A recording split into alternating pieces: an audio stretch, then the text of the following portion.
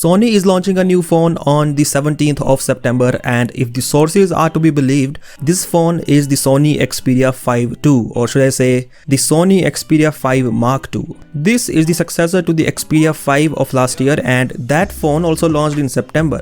This will be the second flagship from Sony this year after the Xperia 1 Mark II, which is definitely an impressive phone from the company featuring great cameras. Now, while the Xperia 1 Mark II is priced above $1,000, we are expecting the price of Xperia 5 Mark II to be under $1,000. Now, there might be more than 2 weeks left for the launch, but we already have the official renders and the specifications of the phone thanks to Evan Blass and Android Headlines. So starting with the design first, the Sony Xperia 5 Mark II has the same design as the Xperia 1 Mark II, but there are a few differences. First, the Xperia 5 Mark II does not have a time of flight sensor on the back, and also it has an extra button on the right side. When we compare the renders of the Xperia 5 Mark II with those of Xperia 1 Mark II, you will notice that the former does not have that much of a premium vibe as the latter. I mean, if you look at the frame, it does not make the Xperia 5 II look very premium due to that glossy finish.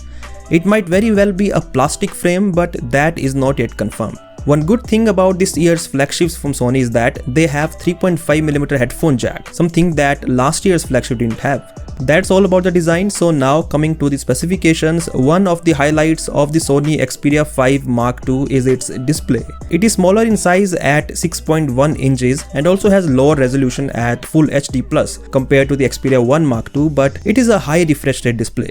This means the Xperia 5 Mark II is the first Sony smartphone to have a high refresh rate screen. And just like Samsung, instead of going for a 90Hz refresh rate from the normal 60Hz, Sony went directly for the 120Hz refresh rate, which is great. And yeah, it is an HDR OLED panel, not LCD. The chipset remains the same as the Xperia 1 Mark II, that is the Snapdragon 865, and there is 8GB of RAM along with 128GB storage, which is expandable via microSD card. There is a 4000 mAh battery with USB power delivery fast charging. Coming to the cameras on this phone, there are 3 of them on the back, and the camera setup is pretty much the same as on the Xperia 1 II, with the exception being the lack of a time of flight sensor.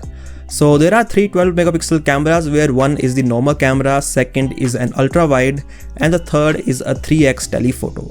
There is OIS plus EIS for videos, and the Xperia 5 Mark II can shoot 4K HDR videos at 120fps, which is impressive because it is limited to 4K 60fps on the Xperia 1 Mark II.